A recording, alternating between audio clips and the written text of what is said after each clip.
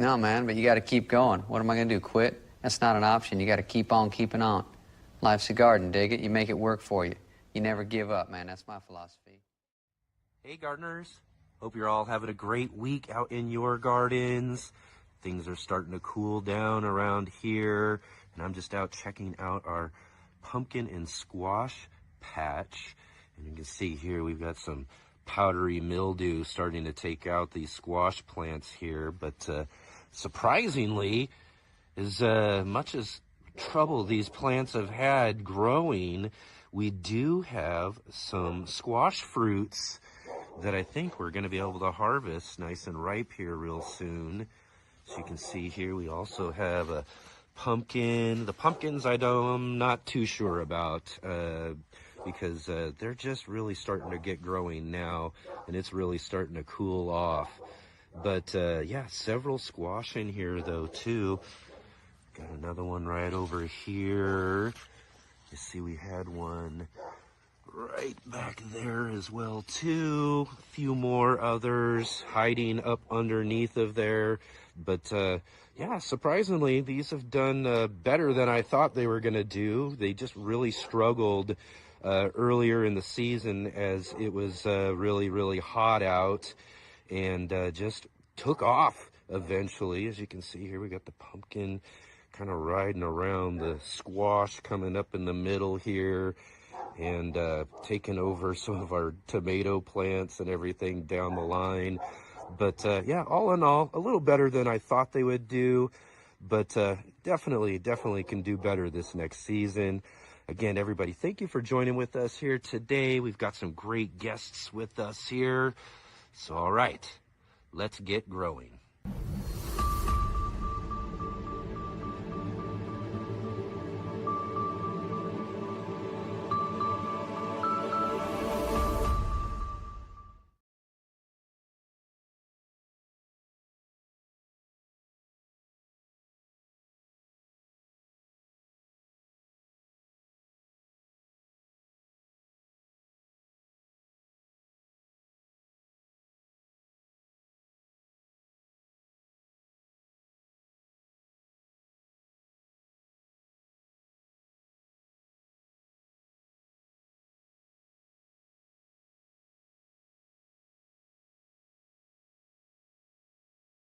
All right. I figured it out. Welcome, everybody, to all my passionate plant people and garden enthusiasts to the Let's Get Growing show here on the Urban Gardener channel. Thank you all for being here. I think I must have added something. I don't know what happened with the edit on that introduction, but that kind of caught me off guard there. But thanks again, everybody, for being here today. Great show for you here today. We've got our good friend Farmer Greg Peterson joining us from the Urban Farm podcast coming up here just a little bit later on in the show. And we've got Maureen Washington, Diva in the Dirt, joining us for our Are You Following Me segment here in just a few minutes. So again, we've got some great guests for you all here today. So definitely stay tuned for those conversations. And if you can, real quick at the top of the show here, definitely hit that thumbs up, hit the like button, as well as subscribe, and hit that bell notification to be notified of all of our upcoming videos and live streams here on the Let's Get Growing show. And definitely be sure to share it with all your friends. Let them know about our show here every Saturday and Sunday at 11 a.m. Pacific Standard Time, 2 p.m. Eastern, and 7 p.m. for all of you over there in the UK and Europe as well. Thank you so much, everybody, again, for being here. It's great to see you. And yeah, like I said, sorry we weren't here last Saturday as well too. Folks just weren't feeling that well, so we just kind of had to cancel the show last minute. But thanks for everybody who did still join in on the chat. It was great to see you all there chatting with each other as well too. Also, I guess everybody also went over to Shawnee's channel too, because she was celebrating her 1,000th subscriber, so that was really great. And congratulations again to Shawnee as well too. And also big huge shout out to all of you who are following us on the replay. Thank you so much for checking out the show on your time. I really appreciate having you here, and definitely drop into our comment section. Let me know you were here. Let me know what you got growing on. How did the season go for you? I'd love to hear all about it. So definitely get into the comment section and let me know there too, for sure. And let's see here. If you have any questions or comments for us, drop into our live chat and definitely put those questions in for our guests coming up here later in the show, and put them in bold capital letters if you can, so that I can see those questions from the comments and make sure that we get those asked of our guests here in just a little bit. Also, follow all of our links down in the description below to our guests, and definitely go check them out, and go check out one of their videos or posts, or one of their whatever they've got out there. Leave them a comment, let them know you saw them here on the Let's Get Growing show. It's a great way to support the show and support our guests. Excellent. Thank you, everybody, for doing that too as well. And right on. Excellent. Hopefully everybody's having a great time in your gardens. Let's jump in and see who we can find in our chat here as well too. I know we gotta say hi right at the top of the show to our good friend Jay Dixon, our facilitator here on the Let's Get Growing show. Definitely keep an eye out for Jay's comments in the chat, and all the different links and things that she shares with us throughout our conversation today. So definitely do that and check out or in fact, if you got any channels as well too, definitely let us know so we can get a shout out to you there as well in our chat, and she'll drop a link to your channel there so we can all go and support you as well too. And I see we have our good friend David, Bowtie Life in the Garden, joining with us here too. And he says, two of my favorite people on today, Greg Peterson, but first, Maureen, Diva in the Dirt. We're all in for a great Saturday show. That's right. Definitely going to be a great show. We'll have Maureen on here in just a few minutes there as well. I see we got Texas Organic TV in the conversation. Our other good friend Paul from Guten Gardening. Right on. And I see we got Farmer Marshall in the conversation too. And I saw Robin Gardens. Woohoo! Maureen the Diva kicking the guest list off today. Great lineup. Yeah, right on. Excellent. I see we've got Rob's Allotment Gardening joining us from over in the UK. He says he wasn't here last week. He was at the Malvern show looking at giant veg. He said he did a video if anyone wants to check that out. So definitely go over and check out Rob's Allotment Garden and check out some of those giants that he saw over at the Malvern show. I see Dusty Flats in there saying that talking about he's still got some high temperatures going on. Boy, my, oh my, I know we've been really warm leading up to this last week or so, and then all of a sudden it's starting to cool down around here nice and quickly, just as quickly as it got hot in the springtime. So we jump kind of right into our next seasons for sure around here. And then also from right down the road, we got our good friend Adam Burley joining us here, our other moderator from Central Point. He says he's listening in today while canning tomatoes. Right on. Hopefully you got lots of great tomatoes to can. And I also think it's Adam's birthday as well too. I was noticing that as I got online today. So happy birthday to you as well, Adam. Thank you for being here today. Let's see here. Who else do we got in here with us today? I think we already said hi to Dusty in there. South Florida Sunshine Tropicals in the conversation. Awesome. Great to have you here. Let's see here. I see Jersey Girl in there saying hi. Right on, right on. Miss Shannon in the conversation. Excellent. Janet, great to see you here. Says I'll have to watch the replay. Right on. Well, definitely thank you for watching and checking that out whenever you get a chance to, for sure. Let's see. We got David Corey with Crop saying hi to Maureen there as well. Also, Maureen is streaming our show through her channel as well too. So thanks for doing that. So we see some guests in here as well. Some folks who are watching on our stream might not see some of those conversations, but thank you all for joining in with us here. CC's Texas garden. Right on, right on. Excellent. Let's see here. Make our way through the conversation. Right on, everybody. So for me, though, too, as you kind of saw there at the beginning, things, like I said, are starting to really cool down around here. So I was checking out our squash patch earlier, which is just basically this year, all we grew was our butternut squash. And then we did a pumpkin, and the butternut, and more so the pumpkin, but both of those really kind of had a struggle early on in the season with pests, and just everything was just really giving them a hard time, and they didn't really grow very well for several weeks. And I was just like worried. I didn't even think I was going to get anything at all.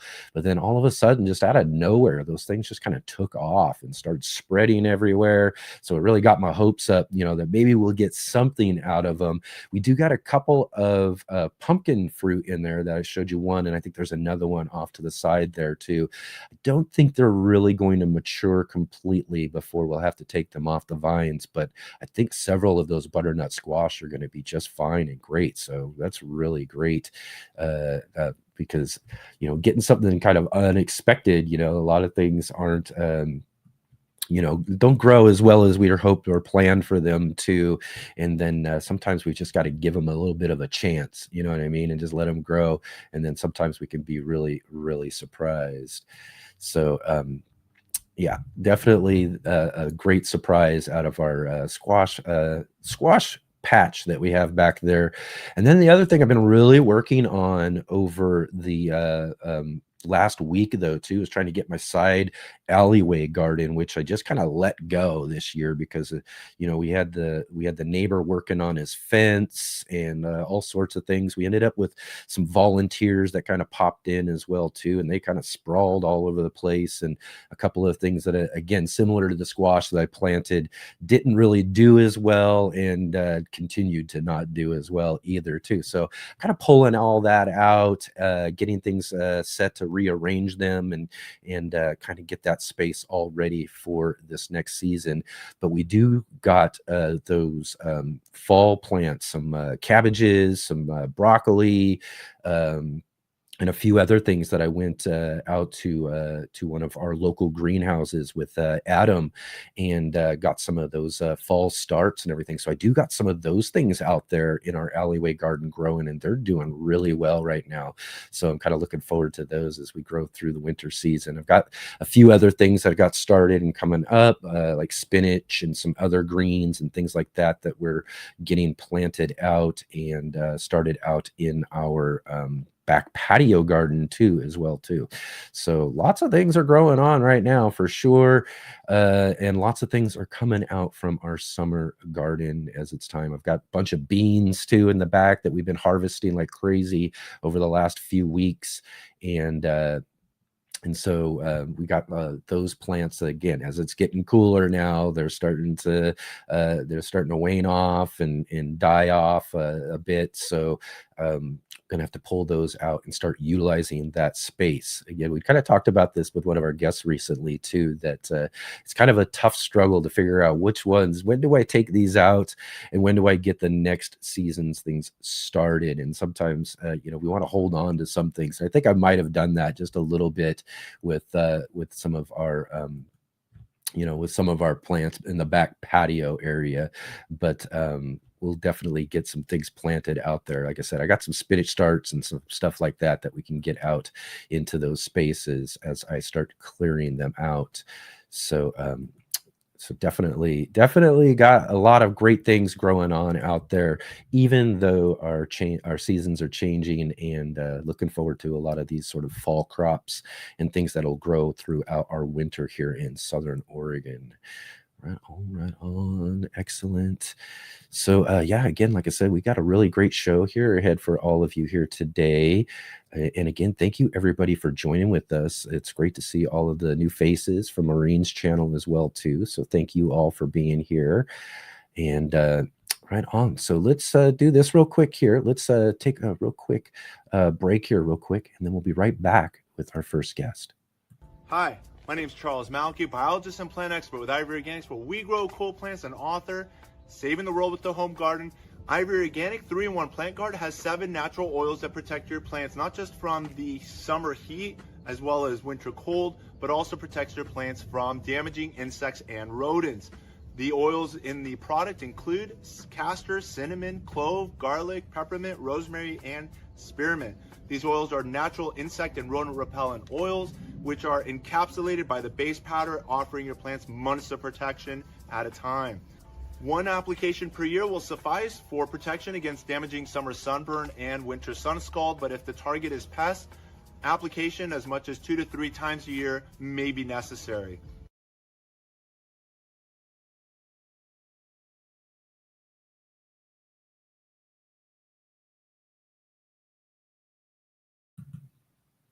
All right. Boy, I'm having some fun with these buttons around here. I know StreamYard's really changing things up a little bit. I mean, just little things that have really kind of set me off there. And I'm pushing buttons that I don't need to be pushing. But anyways, again, like I said, we got a great show for you. We got a really awesome first guest for you all here today. So let's get started with Are You Following Me? Are you following me? Are you following me, dude?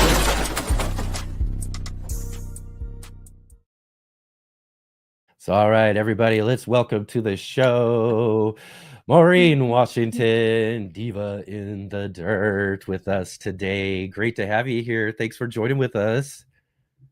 Thank you for having me. Are you following me? Are you following me? I know. We should be I'm following you. And buffering. if you're not I don't know. following Diva in the Dirt, definitely get down in the links below and go check out her channel and all the things that she's got growing on for sure. How are things growing on for you, Maureen? Things are growing. Things are growing well. Well, This year, even though I've had a lot of neglect with things, but I do have a little bit of, I love show and tell. So I yeah. am going to show you. Actually, I'm still in my apron because there is 2 more loaves in the Furno oven, but my daughter's going to take care of it. So I am going to show you Oh, that perfect. first.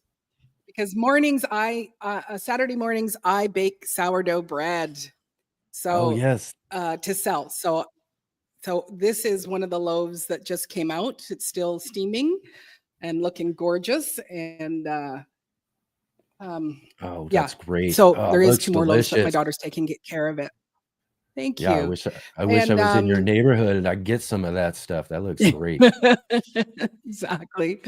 It would be nice, it's like, when you meet people here, through the YouTube streets and you become such good friends, you go, why? It's so sad that we all don't live close together, and I it's like, know. where could we all find that would be like the perfect grow zone so that we could all just, share our bounties and trade, because it's like I just saw Cece said she's harvesting loofah and I said I'm so jealous. She says you should grow it, and it's like I try every year. I try, and I think the best one I've ever gotten was maybe about this big, and this year nothing. Like I think the plants are only this big right now, so it's not working. But let me show you something that has been growing. I've struggled with some loofah before as well too. I mean, I have had like one good year where I had some really good ones, but yeah, for some reason they don't really do or get going. Again, it's similar to kind of the squash I was talking about.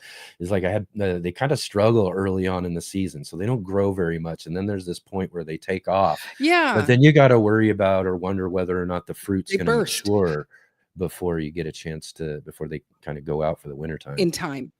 Yeah, Mhm. I'm looking at your squash greens, and it's like, wow, they are so beautiful. But this is my first Look year to at grow that. this, and this is a Oh. Georgia candy roaster.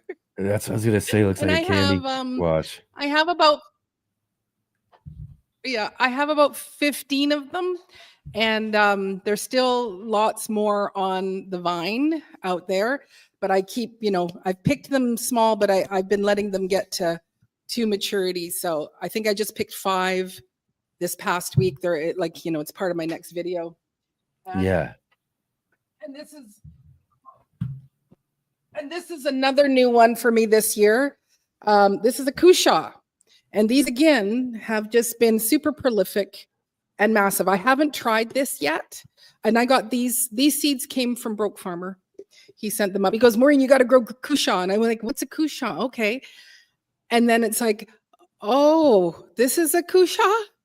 So yeah, so these are some of the squashes that are growing in my farm. Oh, that's just wonderful. It looks great. I wish I had some of But those. anyway, like- I'm glad to be here. Oh. Hey. For sure. For Again, sure. they're on my farm stand and people are buying them. And if we all lived close together, I could go, here, you can have one because I have too many of them. Mhm. Right. I know exactly. But yeah, no, I'm That's- really glad to be here. And so I appreciate it. And you know, hello to everyone. And again, you know, as you already said, Enoch, that I am co-streaming it. So there are some, you know, some of the comments you might not see because it is coming from my channel, but we're all together in one big happy family.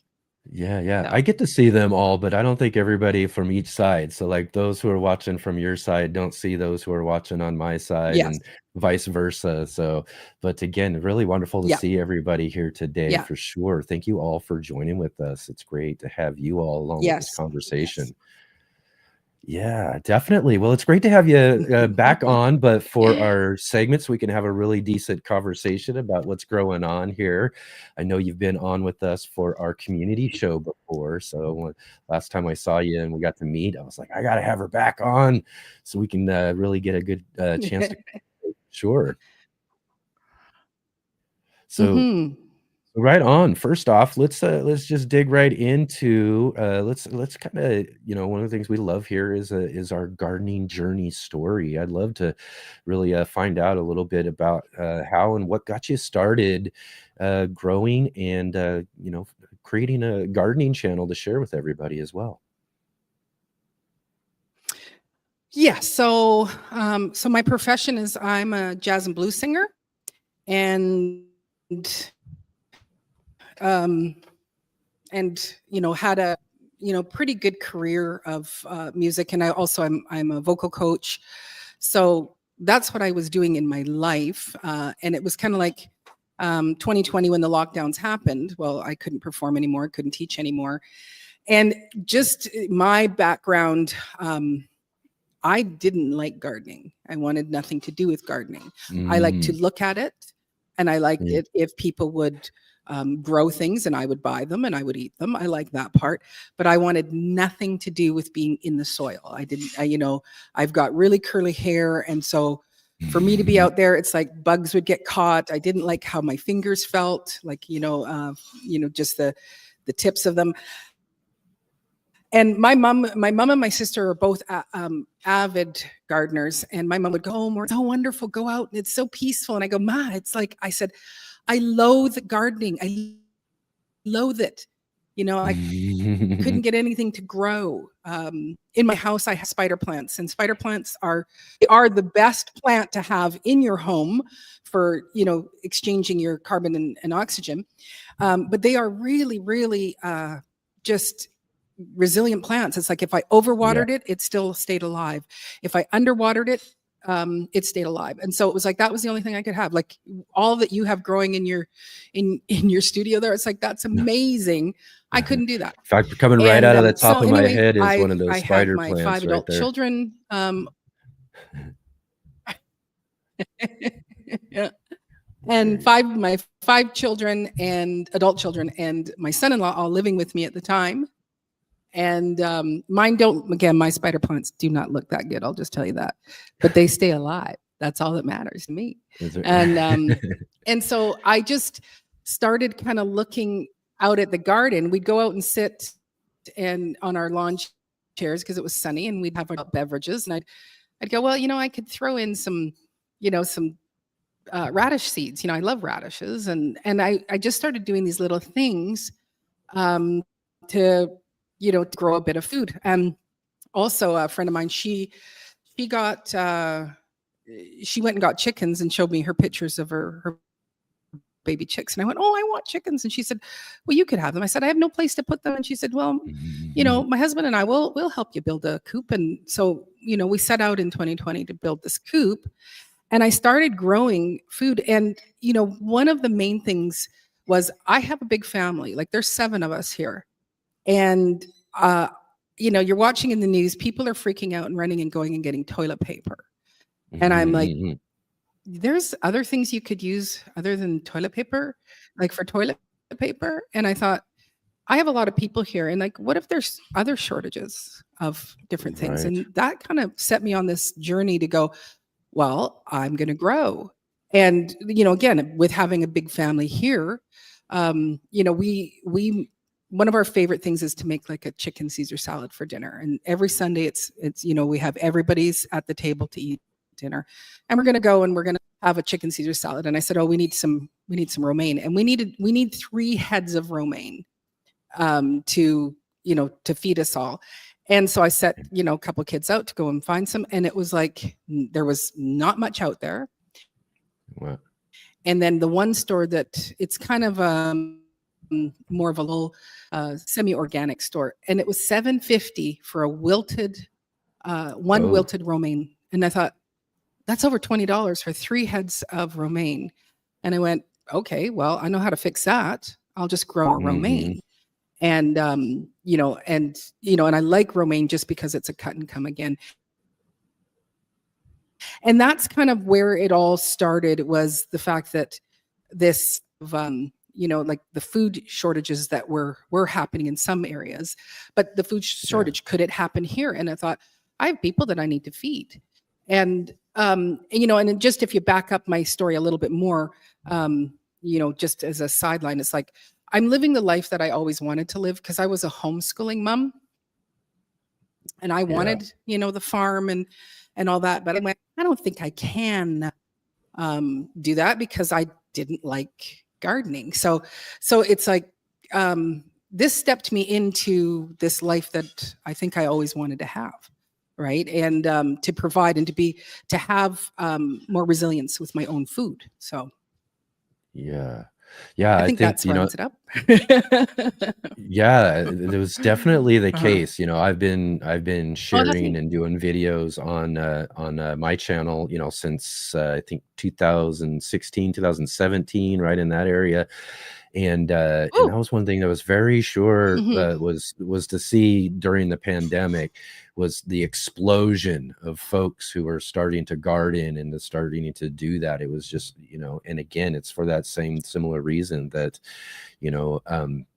what could possibly be, and what, or what were you actually seeing at that time too, like you're saying about the romaine lettuce and all of that, that really kind of encouraged people to get into it. So it was, I hate to say, that was the pandemic being a good thing on that line of, that it got people thinking, and it got people growing, and it got people out there really kind of understanding certain situations that could possibly happen, that could lead to food shortages and the need for being able to kind of grow a bit, and to be able to make up for any of those sort of situations that could happen.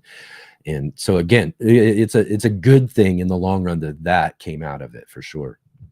Absolutely. To be able to start creating your own food independence and resilience, and so that was sort of coming. Now, in regards to my my YouTube channel, was because of this, kind of total change in my life, going from a diva the stage to diva dirt, and I would I talked to my mom every night before we go to bed, and I would say to her, oh, I've done this over here, and she goes, I can't remember that. So then I started just bringing my camera out and filming what I was doing, and I would just, I couldn't send them anywhere, so I just put them on this little Facebook group for my mom to watch. And that's kind of where it started. So those first 2 years, I would have a 20-minute video of me walking back and forth on time lapse of doing something in my yard. And then it was in 2022, I do believe. Yeah, 2022, that I just thought, you know what? Again, I'm still not really, I wasn't teaching at the time, and I was really focused on, I need to learn how to grow food. And I was performing very little. And I just thought, well, if I had a YouTube channel, if something, went sideways in the future, this would be at least a stream of income for me, because I am an independent artist, independent contractor that, you go, I need to have something that would have money. So, I thought, well, I'll go and be with the big boys and go on YouTube and see if I can, make some money doing this. And then I started to build my channel. Right. Well, that's So awesome. I did still put those, that 20-minute long video of me time lapse. It's like, whatever. Right. Anyway. Right. Mhm. Well, that's Yeah. great. So, and it took me a couple of years to get monetized. I think it took me 3 years or something like that. 2 years and 18. Yeah. About 3 years to get monetized. So I monetized actually last year on October 10th. So this coming Friday will be my, Your first full year, huh? 1 year anniversary of being in the partner program, which is great. So it's like I make that 53. Yes. Right on. That's great though too. Similar as Oh, thank you, South Florida been- sunshine.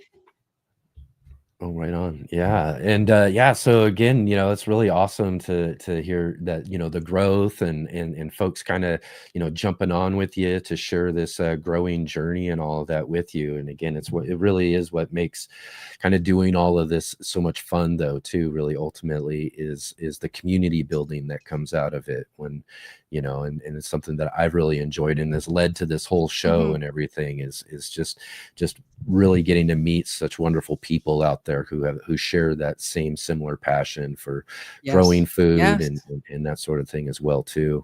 Yes. Or even if it's not food, just gardening in general. We're about all sorts of gardening around here for sure too. So I do want to just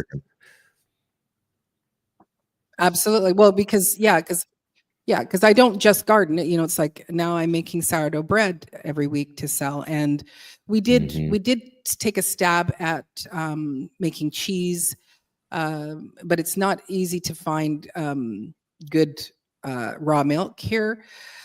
There is some raw milk, but it's also very expensive, and it's like that makes some very expensive cheese. So it's like the next the plan is it's like, okay, well, I need to figure out how to chickens. And so I've got, so now the next thing is like, okay, well, let's think about getting a cow, but I can't have a cow here in my, not enough space community, but I do want to just, no, not enough space. I've only just got just under a quarter of an acre. So I could have a mini cow, but it's like, we'd like to have property. But I do want to just say thank you to South Florida Sunshine. She just, on my channel here, she just, she's a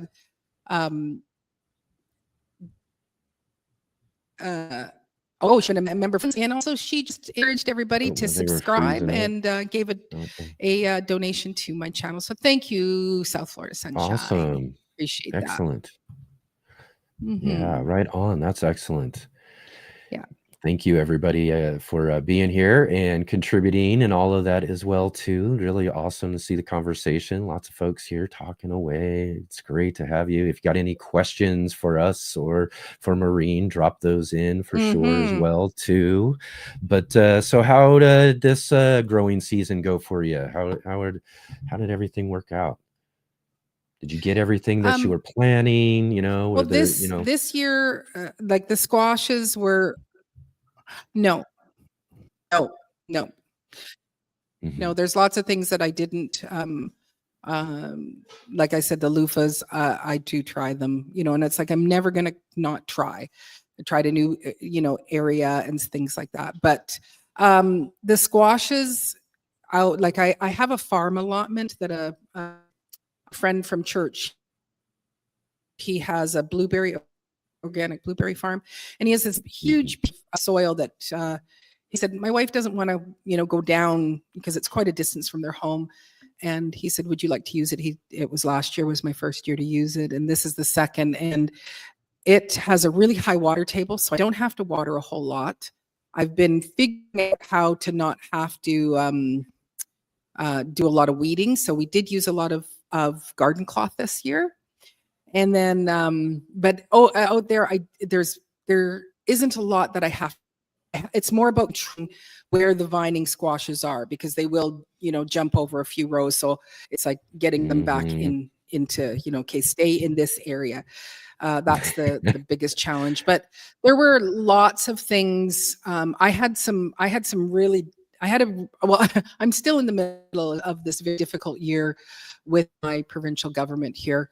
One thing that's great is the grows Vancouver Island is 9B. So we have a really long growing season, and we can even grow all the way through the winter, with just some, garden cloth top and stuff. You can keep growing the lettuces and spinach and things like that, cabbages. And I try every year, or I tell myself I'm going to try every year, but I get them planted and then I never go and look at them again until the spring. It's like, oh, you didn't grow very much because nobody fed you, nobody tended to you. So I just thought this year I'm not.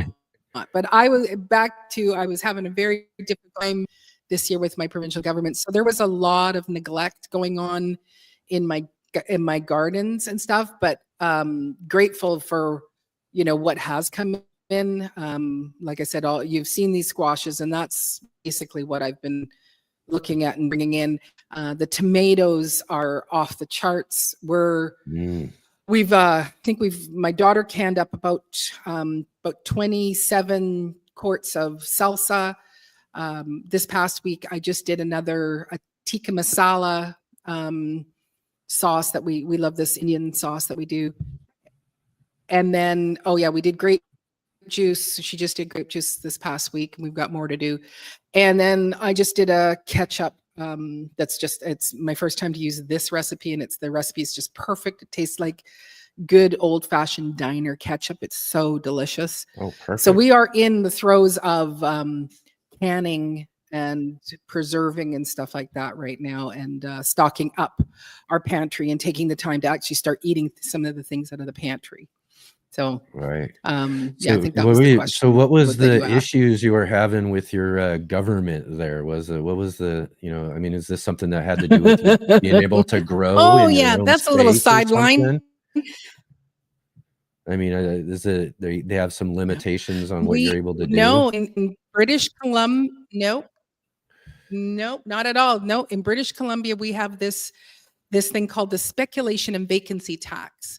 And it came in 2018, and they said, and it was for foreign buyers coming in, buying a home and leaving it empty. And so, right. And and they put a 2% tax on it if you leave the house and don't rent it. So that's what we all thought it was.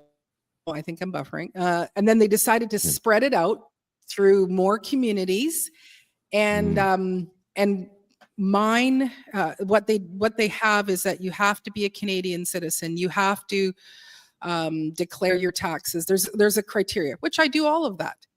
But because as a musician, I'm not making hundreds of thousands of dollars. I have, adult children living with me, and they share expenses in my home.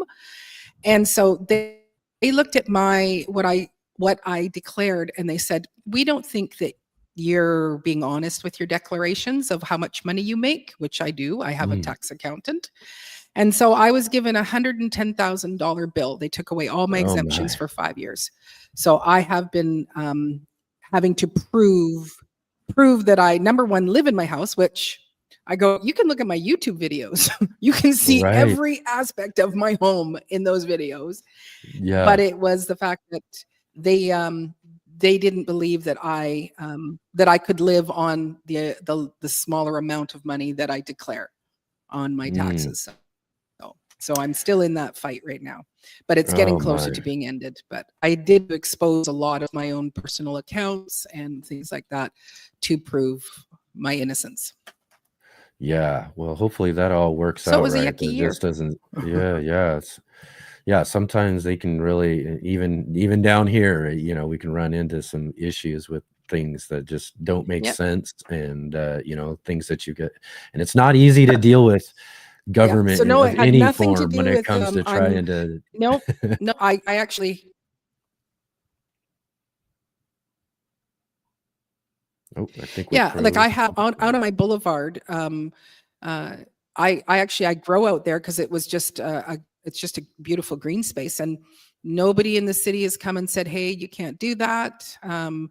People actually really love it, and I hope, it's like my hope is that, do you see what I'm doing with my front boulevard? That's a space that you can grow, and to encourage other people, it's like, grow some food in your front yard, as well as your backyard if you don't already. Small spaces, using them up in these urban That's right. areas. Yeah, It's that's like, I got we to should use every have bit I kitchen have. gardens. We should have spaces where we are growing, our. Yeah, I've got a lot of different spaces myself that I grow in, alleyways, rooftops, back patios, all of that, and we're about to move into our front yards this with me and my neighbor who we share this property with, so we're about to move into the front yards this next season as well too. Again, to take advantage of every space that you can. Let's see. I That's know awesome. Shawnee had a question in here just a minute ago. Let's see here. What has she got? Can you tell us more about your long-term goals of teaching others to get growing something, maybe local to you or here on YouTube? Future series on the channel, maybe?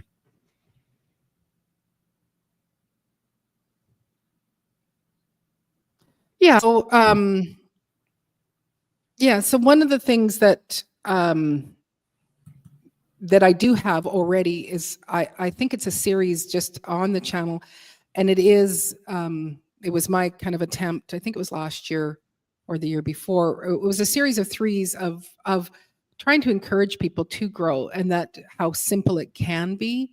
Because it's like, I'm a jazz and blues singer. I don't know nothing about growing, nothing. And so I do try to utilize my channel to kind of encourage people, just even grow. Like, when you think about, $7.50 for a head of romaine, it's like, grow a pot. Like I grow in ground, I grow in pots, I grow in raised beds. And so I really try to show that it's like, here's all the different ways that you can grow. And with that series, I did, I showed, myself growing as if I had just a small patio and what I could grow. And I have a tenant, and so I'm renting my suite. And so I actually put it all at his, at his side of the house, just to show, here would be if I only had a balcony, here's me growing and what it looks like. So that's one of the things that I do. As of the future, I have a lot of, again, being an artist, I have a lot of like plans and ideas, and it's the implementing them that I do struggle with. And I have done, like, over the last 5 years, I have done like in-house canning classes with people, where I've brought in people to come and learn how to do pressure canning. And I've also done sourdough bread baking. I've got a kitchen that, I can fit about 10 people easily to make bread all together, and just to show them, the textures and how to. But yes, that's so that's what for me in the future. My future is just trying to think of, how can I move and buy a bigger piece of property and just be on, one level, not have two gardens spaces. So. Yeah, right on. And I kind of like what you said, though, even though you don't feel as experienced with gardening, that, I think that's also one of the cool things about seeing a lot of folks who did kind of join up with gardening and kind of shared their learning process with people, because I think that helps make it a bit more accessible to folks who don't have that much experience with gardening, is that they can kind of share in those kind of learning experiences with you.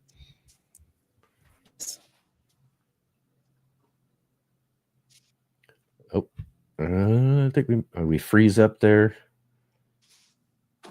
Yeah, Jay said that I'm buffering. Yeah, she said I've been buffering a lot. It's like, hey, nabbit. Catch what we can, right? Yeah, so I that is, that is one of the things for me is trying to encourage others to grow. And so I do have and in the spring I do sell starts and things like that. And I do have people come back and they're going, these are awesome. You would not believe cucumbers I grew. And so trying to build that community up of people of, trying to teach resilience. And I do have it where if people want to kind of rent me in my kitchen, and it's for a nominal fee, they come in with all their product and I help them can up their food, their meals, things like that. I've done that in the past. I haven't offered it this year just because this year was a bit of craziness, but that is, some of these things of helping people and holding their hand as they're trying to learn how to step into more of this self-sufficiency and resiliency. Right on. Let's see here. Yeah, no. Let's see real quick here. We'll make one more question in here. Robin Gardens just popped a question up. She says, can you share how you make the liquid fertilizer? Easy and saves money. Is that something you've shared here recently? Yeah. Well, I call it poo-poo juice. There you go. I'm buffering again. I don't know if I should. Well, I don't know how long it would take. Yeah, we're just about done anyways. Restarted my computer. That would be my scary part is how long it would give me to come back. Well, finished. Yeah. So my poo-poo juice, I use, all greens and, whatever weeds from my own garden. I get a great big tote from Costco. And I just start throwing the weeds in that and then cover it with water. And then I just let it sit and that just permits, and it smells terrible. To me, I'm so used to the smell that it's like, that smells like liquid gold to me. Because I have seen when there was one year where my pumpkin plant, it was getting yellow. It had some yellowing and I thought, oh, it needs some more poo-poo juice. So I gave it some juice. And within 4 days, it had, a stalk on it, brand new dark green stalk. And I don't do any bubbling with it. I just keep throwing in whatever greens that I have. And it just ends up having like the best, carbon and nitrogen that the plants need. And my system is, because you're supposed to dilute it. I don't dilute mine because there's just so many plants that need to be fed. So I put them full strength and I walk behind with hand watering each of the plants, or I let just, the hose soak it after I have gone through. Well, it seems nice and easy. So and really good results, to me right? It's free. Yep. Free and easy. Nothing better than that, right? Yes. Right on. Well, again, it is liquid gold poo-poo juice. That's right. Well, right on, Maureen. It was really great to have you here with us today, even with the buffering and all. It's great to hear your story and learn about what you got growing on there for sure. And definitely, like I said before, we got links down below in the description for anybody who's following along here. I know you're also co-streaming on your channel as well too, but if anybody's on this side over here and you haven't had a chance to go check out Diva in the Dirt, definitely check out our link down below in the description for her channel. And like I said too, go over there, say hi, let her know you saw her here on the Let's Get Growing show. So right on, Maureen. Thank you so much for being here and again, sharing your story with us today. Thank you so much. You betcha. Awesome. We'll see you again real soon. Yes. Thanks for having me. Absolutely. Thank you. Let's see if I can get this right. I'm sorry. Take care, everybody. Hey gardeners, thanks for tuning in to our show today. We'll be right back at it here in just a moment. I just wanted to take a second here to highlight our regular videos and features here on the Urban Gardener channel. Our weekly garden journals,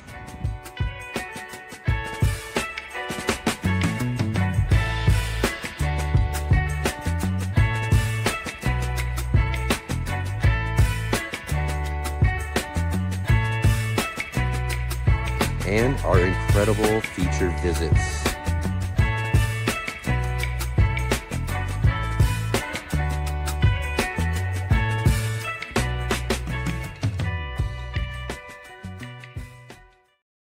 All right, all right, all right. Again, thank you to Maureen for joining with us here today, and really awesome to have her here on our Are You Following Me segment. And again, go check out the links down below and go check out what she's got growing on. Leave her a comment or something on one of her posts or videos and let her know you saw her here on the Let's Get Growing show. And like I mentioned earlier too, we didn't have a Saturday show this last week. But if you want to go back and check out the Saturday before last, we had our good friend Kay Cottrell from Late Bloomer on the show. It's always great to catch up with Kay. Kay is one of the very first interviews I ever got to do here on my channel, so it's always great to have her back. Plus, we got to meet Natalie from the Fresh Princess and check out all of her really cool aeroponic, hydroponic setup that she has. Just really great stuff that she grows there too. So if you didn't get a chance to see that show, go back and check that one out on one of our past live streams. And also, too, over the last couple of weeks, we've been doing our monthly gardening book club, which this last month we were doing 2 of them for a September back to school special on kids books. So we had with us on the Sunday before last, we had Marcus Bridgewater featuring his book, See Marcus Grow. Really great book about his learning experience in the garden with his grandmother. So that was just a really, really great show. And again, if you didn't get a chance to check that out, you want to go back and check that out. Plus, last Sunday, we had our second in the gardening book club, and we were featuring Dr. Vikram Baliga's Plants to the Rescue. And this one was just a really great book too, for a little bit of the older kids than the previous. We wanted to cover most of the kids there. Plus, we also got to talk with Vikram about, a little bit of what he does at Texas Tech as a professor in agriculture down there as well, too. So lots of great things in that conversation. You'll want to go back and check that out. And plus, you want to attend our monthly gardening book clubs and stay till the end, because that's when we announce our next month's book club. And this next month, we've got with us Kelpie Wilson, author of the Biochar Handbook. Really excited about checking this out. I haven't had a chance myself to really utilize biochar in my garden, so this is going to be a great learning experience for me as well, too. I've been loving what I'm reading in the book so far, so I can't wait to talk with Kelpie Wilson coming up here on our 3rd Sunday of the month this month, and check out her book on growing on the handbook for biochar. So definitely come and check that out for sure. So right on, everybody. It's time to get moving on here. We got our featured guest with us here waiting in the wings. So it's time for our featured guest. You never know when you might learn something, and that's what this is about for me. These are people that I admire. Please welcome my next guest.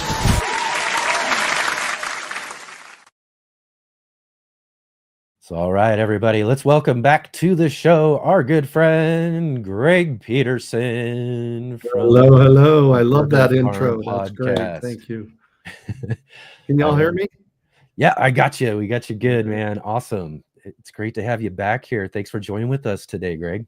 Oh my gosh. Always love to chat with you. Absolutely. So right on, let's jump right into it. So how things been growing on since we saw you last here? How things going in the garden? Pretty good. I've learned a couple of really important things. So for your listeners that don't know, I lived in Phoenix for 54 years. I grew fruit trees in Phoenix for 50 of those 54 years. I got really, really good at growing fruit trees in Phoenix, Arizona. Right. And I've gotten really, really good at killing fruit trees in my new home in Asheville, North Carolina. It is so different. I'm finding that really everything is so different growing here. Literally, I grew for 50 years in Phoenix, gardens and fruit trees. And it's a whole brand new learning curve here. So yeah, you're deep into a whole new learning experience there with these different climates and things. Or what are some of the things you're finding out that are kind of different from when you were growing fruit trees in Phoenix to where to what you're doing there in North Carolina? Two big things. Deer. We had a great conversation with Kay when she was on last time too, because she had kind of a similar experience of having to learn different things from growing in Southern California to where she lives in Tennessee now growing, and deer are one of the big ones that she has to deal with for sure. Kay Cottrell's in Tennessee. I think it's 10. Is it? I don't know. I might be wrong, but I'll reach out to her. We've chatted many times in the past. I think it's Tennessee. Jay says, "Oh dear." So right, that's exactly. number one thing. Number two thing is weeds, and both of these represent pests. I always thought we had pest problems in Phoenix, Arizona. Right. Yeah, no. Not like when you can live in such a little more temperate area, right? Yeah, they just seem to have tons of them. Yeah, so those two big things. One of the things that I love to, I'm going to shift a little bit on you. One of the things that I loved doing in Phoenix, Arizona was my regenerative composting system at the urban farm. I had a system set up where I would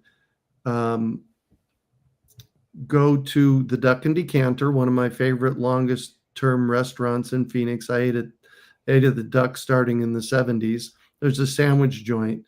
And starting in probably 2017 or 2018, I'd go there every week and I would pick up 5 to 10 5-gallon buckets of compostables. It's pre-consumer stuff. So ends of heads of lettuce and T-fines and that kind of stuff.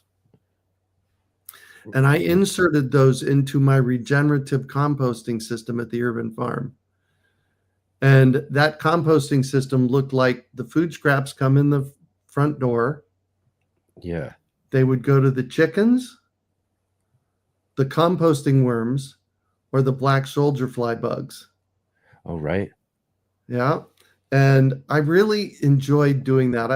It had to have been at least 5 or 6 years that I was doing that with the Duck and Decanter before I left town. And I made lots of great soil. I had finally gotten to the point where I was getting enough greens that I could make enough compost that I didn't have to buy compost anymore. Mm-hmm. And then we moved here 3.5 years ago. And the first thing I did when I got here was I bought a urban worm bin. Have you heard about the urban worm bin? Yeah. I've seen those. It's a funnel. It's a funnel. I find that so interesting. I got to try one of those someday. It's very fascinating. I love my urban worm bin. And that's for the first 3.5 years that I was here. That's how I processed all of our kitchen scraps. Just put them in the worm bin. And it's shaped like a funnel, and there's a trap door at the bottom. Yeah.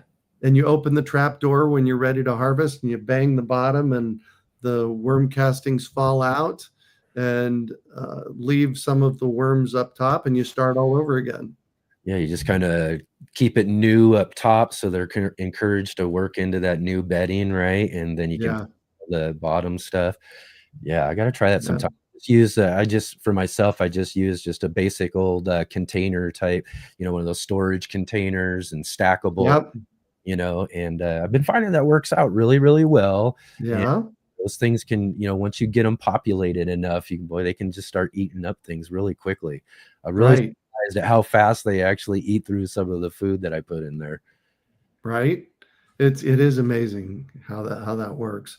And both just the chickens or just the worms, that's not a regenerative composting system. Right. A regenerative composting system is circular. A regular composting system is the stuff comes in, you compost it, and it goes in your garden. That's more linear. Although if you make the connection of taking that compost, growing food, harvesting the food, Yeah. using those kitchen scraps that you use from the harvest food and put it back into the worm bin. That makes it circular. Yeah. And I learned about circular thought systems in the early 80s when I designed what I called a regenerative fish farm. At that time, I was working with the Arizona Aquaculture Association, and we visited a farm in southern Arizona, and they were harvesting the fish, cutting up the fish, get your fish meat, which is 30%, and they took the other 70% and they threw it out to the wildlife. They threw it away. And that just didn't make sense to me. Just didn't make sense to me. So I started looking at that, and then from that, I created on paper a regenerative fish farm where everything is used in the fish farm. Nothing goes to waste. Okay. Right? So I did that in 1981. What's that? 40 some years ago? Right. And over the years at the urban farm, I lived at the urban farm from 1989 to 2022 in Phoenix. And over the years, I developed my regenerative composting system. Yeah. And I really miss that. And basically what that means is that, as I mentioned a minute ago, the food scraps come in, they go to one of our composting workers, they all build soil, that soil goes out into the garden beds, those garden beds make food, we get food, we harvest it, we cut it up, use some of it, most of it, compost it, put the rest of it back into the system. So again, it's that circular system, right? And basically what we're talking about here is permaculture. Right. Yeah, it's definitely a permaculture system. Is that something that, again, so or is that another thing, like you mentioned earlier, the changing from living in Phoenix, with the fruit trees, in North Carolina? Is that something you're working on and building up as you're, building up your farm there in North Carolina, trying to re-implement this, regenerative composting system? Yes. So the chickens arrived 15 weeks ago as baby chicks. Yeah. So now all of a sudden I have chickens that will eat the kitchen scraps along with the worms. And do you know about black soldier flies? Oh yeah. Yeah. In fact, my neighbor right now, he's getting into this whole idea of composting and what we're going to be doing as we work into this next year. And he's just kind of obsessed with black soldier fly right now. And it's just really kind of fun to see him kind of learning and figuring out this process, but he's really onto those right now. Right. Well, they're amazing. They're this little non-invasive fly, so they don't even bug you. In fact, rarely, once they go from lymph to caterpillar to fly, you don't see the flies. Right. They don't bug you there, and they take up. Not like the ones I literally have like a fly right now that is really just pestering me like crazy in this room right now. Right. And I know exactly what you're talking about. These things won't leave me alone right now. He's flying all over. He's landing all over me and all of that. But yeah, that's the thing about soldier. Yeah. That's the thing though about soldier flies, like you said, they're just, they're really great for composting, and they're, their larvae just feed like crazy on your compost, and they're not the same type of fly where they, they're flying around bugging you and trying to get in your face. Exactly. So we have all the players, all the workers. In permaculture, we look for workers. Mm-hmm. And the workers are the chickens, the worms, the black soldier flies, and microbes in the soil. Mm-hmm. So here's how my regenerative composting system works. Here's how it worked at the urban farm, and here's what I've started to implement here. And about 3 weeks ago, I got a black soldier fly bin because I wanted to start growing black soldier flies. The grubs are great for chicken food. Yeah. The chickens absolutely love the black soldier fly. So we have worm castings. Some of the food scraps go to the worms. The worms make worm poop. The worm poop is gardener's gold. The gardener's gold goes into the garden to make healthy soil. It's nutrient dense, and it's got all kinds of microbes in it, and it's doing its work, right? Mm-hmm. The black soldier flies eat twice their weight in food waste a day. It's amazing. And as I'm throwing food waste onto them, I'll throw a couple of pounds of food waste at them, and I'll come back a couple hours later and it's all gone. They're that fast, huh? That fast. Wow. And so the black soldier flies, the cool thing about them is when they go from the grub stage, the larval stage to the grub stage, they want to climb out of the container they're in. Mm-hmm. So they self-harvest. And the system that I have is designed with tubes that they can crawl up and out of the system. I think I've seen this. I talked with my neighbor about that before too, because we're planning on also setting up a chicken coop in the back area here as well too. Yeah. And I think that's kind of how he got onto the soldier flies. Is I was telling him, I says, we got to figure out this system I saw one time, and I have to look it up or whatever, and you can kind of explain it just a little bit more. But yeah, they just they crawl right up out of it, right into basically the chicken coop, and they just kind of, you know, self-feeding kind of the chicken, right, without having without having to do really anything but add food scraps, right? Well, my biggest challenge was in Phoenix was getting them through the summer. Mm-hmm. It just got so hot I couldn't keep the system regenerating itself. I believe I'll be able to do that differently here. I think I can do it all year round here. So the black soldier flies eat food waste converted to protein and calcium nuggets called black soldier fly larvae. Yeah. The leftover stuff in the bottom called frass, F-R-A-S-S, is fertilizer. Yeah. So that goes to fertilize the soil, right? Yep. And then any of the leftover scraps that we have go to the chickens. The chickens are eating them and making fertilizer nuggets for me. So all three of these are building a system that builds soil. Right. So I got the incoming food, goes to the worms, the black soldier flies, the chickens. The chickens give me eggs and poop. Yep. All of this stuff makes healthy soil in our gardens. Our gardens grow healthy food. I said it before. You harvest the food. It comes out of, you know, whatever we have left over goes back into the system, and we get a circular system going around. It's which is really great. And again, too, you know, you're dealing with over there in North Carolina a bigger space than what you used to have and everything. Here, I've only got just a little bit of not very much space, but you know, we've got a little spot, you know, in the back where we can do some chickens.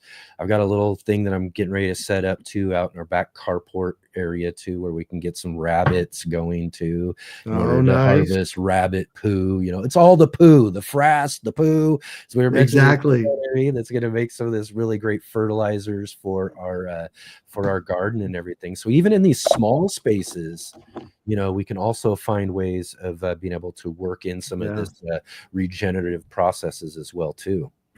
Well, and I knew a lady years ago in Phoenix. Her name was Linda. I can't tell you anything more about it than that. She was raising worms. She had a worm business, and she got rabbits, and the rabbit cages sat on top of the worm bins. Oh. So that when the rabbits pooped, it just went down into the worm bin. Oh, wow. I have, what is it? Sow and Tear has a channel, Sow and Tear. She does a similar thing where her rabbits are just above the chickens.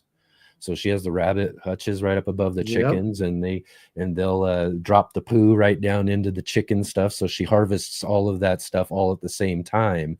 You know, even though, you know, one of the cool things about the rabbit poo though is that it can be directly put right into your garden as fertilizer, like all of the other stuff, you know, the chicken poo, or if you're getting manures from other places that have to be composted down. Right, exactly. You cannot use chicken poop direct. It's too hot. But what a double whammy though too when it's ready though. You got all the rabbit poo and the chicken poo all together, you know. That's just Yeah. really you can't get much better than that. Well, and Heidi's my partner for our chickens. We have 9 hens. She's developing going with the deep litter method. Yeah. Basically, it pseudo composts in place, but you keep enough litter on top that the chickens do most of their pooping at night. Yeah. You know, when they're sitting on the roost. So she just right. keeps adding stuff under there. And what'll happen with that is after, I think, like once a year, we'll go in and completely clean up all that stuff. That goes in a composting bin, and we'll actually compost that because it's got the greens, which is the nitrogen-rich chicken poop, and the browns, which is the wood shavings and stuff that we're using as for the deep litter method. Yeah, and then that again too, like you said, then it's not something you have to kind of, other than like adding on to it, you know, kind of topping it off and topping it off. Exactly. It's not something you have to get in and clean out you know, and just keep things going. You just kind of build on and build on and build on until it's time, and then you kind of pull it all at the same time, right? Yeah, exactly. Yeah, right on, right on. So again, too, you mentioned permaculture. You know, this is something we were messaging about earlier. So how about we kind of dig into this just a bit here, and how about you tell us a little bit, you know, because what is permaculture ultimately? Well, okay, so we'll just start with my simple definition. I like to call permaculture the art and science of working with nature. Yeah. So how do we work in the flow of nature rather than against nature? In 1996, I wrote this. Our downfall as a species is that we're arrogant enough to think we can control Mother Nature. Right. And stupid enough to think it's our job. The late, great Toby Hemingway always used to say, nature always will bat last. Right. Nature will always win. And so when I actually discovered permaculture, I remember the exact moment it happened. I was standing at my mailbox at the urban farm in Phoenix, Arizona. I went to the mailbox. I pulled up the top of the mailbox, pulled out the mail, and there was this flyer, a card for something called a permaculture design course. And for me, it was like the message got to me in that moment. Whatever that card said, I wish I would have saved it. Whatever that card said. Now, this was before email. This was before the internet. So I have no idea how whoever sent me that postcard knew to send it to me. Right. This was a message coming in from the universe. Yeah. Right. So I read the card. I ran inside. I was married at the time. I ran inside and I said, Michelle, I'm going to do this. You want to do it with me? And so a permaculture design course is a 72-hour introduction to permaculture. They can be done 2 weeks all at once. They can be done over weekends. The one that we do in Phoenix, Arizona is done over 5 weekends, over 3 months. The one that they do here in Asheville, North Carolina is 1 Saturday a month for like 10 months. Yeah. And it's designed to take you out of linear human thinking and plug you into how nature works. Yeah.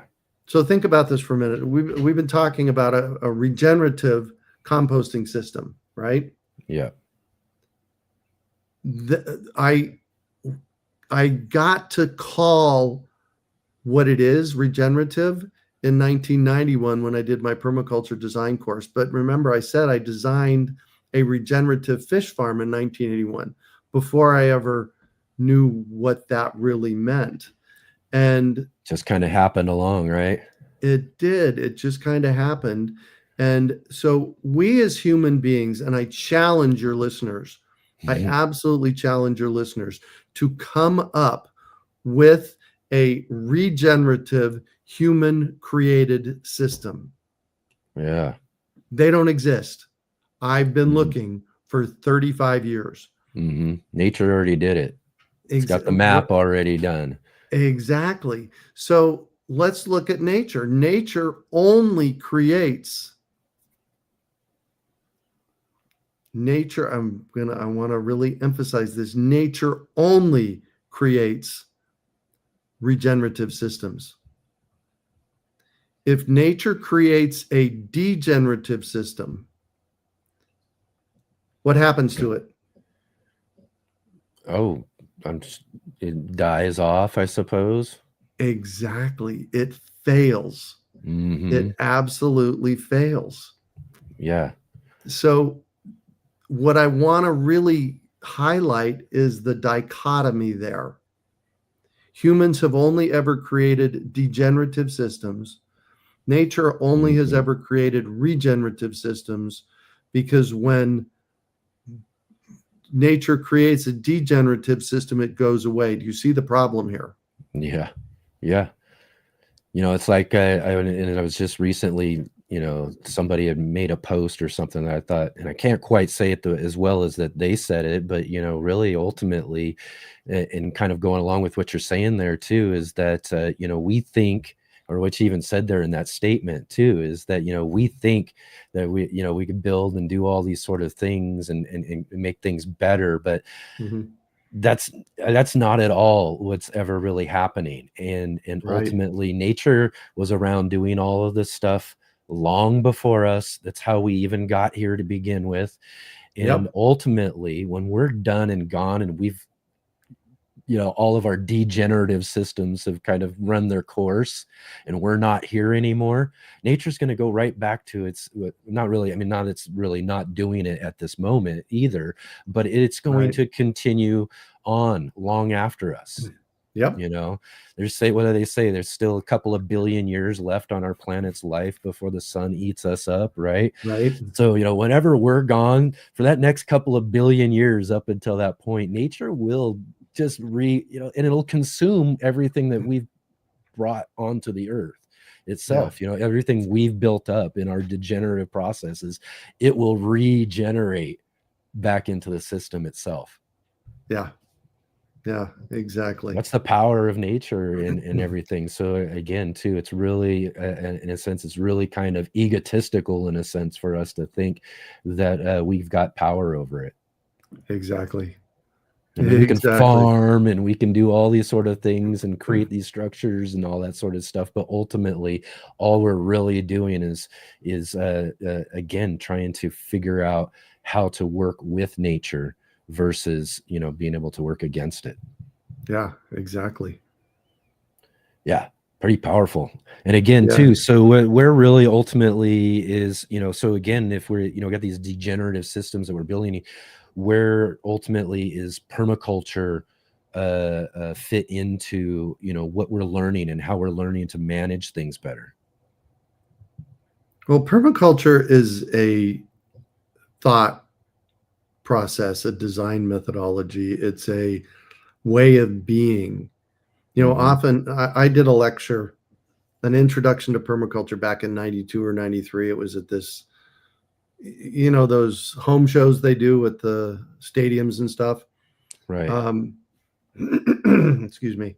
And I did this home show talk. There must have been 150 people in the room. And this guy raised his hand. This was in Phoenix, Arizona. This guy raised his hand and he said, "You can't do permaculture in the desert."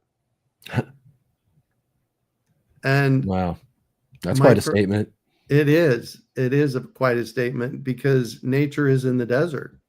So, in the desert, we have different methods of managing things. Nature happens in the desert. Yeah. Permaculture, right. Mother Nature happens in the desert. Permaculture happens in the desert. So permaculture is really starts first and foremost about observation, observing where you're at and what is working. Yeah. And it works whether you've been in a house for 10 months. In fact, I tell people, spend at least a year on a property before you make any major changes. Mhm. And after having moved here from Phoenix, Arizona, I'm going to say spend at least 3 years on a property before you make any major changes. And I've just really learned that even after 30 years living at my house in Phoenix, I lived in that house for 33 years.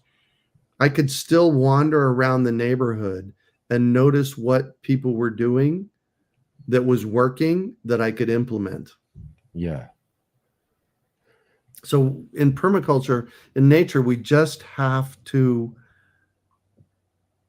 have an open mind. It's like, what could we be doing here? What could happen here? What's, how does nature work in my space? Mm-hmm.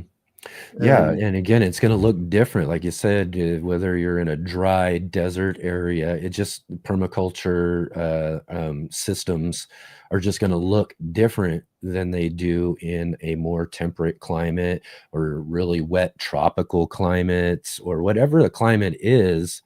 It's just going to look different, you know. yeah, Yeah. yeah, So what exactly. are some of those differences though that you've noticed though in as you've made that transition from a Phoenix to drier here. from Yeah. Phoenix to there? 'Cause here's another And thing I know for sure too. One of the things I've noticed again several years ago was a lot of folks were moving from a lot of different places to where you're at. North Carolina is like a hotbed of permaculture farms and folks it who've done all of is. that sort of stuff. There's tons of them out there. I've got to go and visit sometime, some folks that I know as well too, to see some of this as well. But I'm sure again too, you know, there's a lot of like you've already said, you know, some real learning processes from coming Yeah. from a different, like, you know, a lot of folks from California moving out over there, or Arizona like yourself moving out over there. You know, there may be permaculture systems at work in the places you were at, but again, going to be a lot different in North Right. Carolina. Yeah. Oh, I definitely, and I'll tell you about the urban farm here in a minute in Phoenix, but there are definitely lots of systems. Say hi to your friend, It's Enoch. just kidding me. Oh, Yeah, there you go. The biggest difference is water. yeah. And that's not my main reason I moved. So moving out of Phoenix after having lived there 54 years wasn't something that happened overnight. It was something that I'd actually been pondering for 35 years. Yeah. Because I'm an introvert. I know for people that actually know me and know who I am out in the world, that seems funny, but I'm an introvert. So I was looking for quiet. I was looking for a place that was more quiet, both energetically and audibly, that was chiller, that was slower, like that. So that was my big reason for moving. The biggest difference is water. Yeah. Water You is the know, biggest issue for sure. we get 7 inches of rain on average a year in Phoenix, Arizona. We get 40 inches a year on average here. Now, I became a real expert at water harvesting in Phoenix. Why harvest water where you don't get very much water? Exactly. You don't get very much water, so we want to hold on to as much of it as possible. Yep. And when you're only getting 7 inches of rain a year, it's figuring out how to direct it into your landscape and make use of it is of utmost importance. Yeah. On the other side of the coin here, I get on average 40. Last year we got 60 inches with Helene. We Yeah. got 20 inches in 1 month last year. It's a different way of looking at water. We have to manage the water so that it's not flooding the space. Right.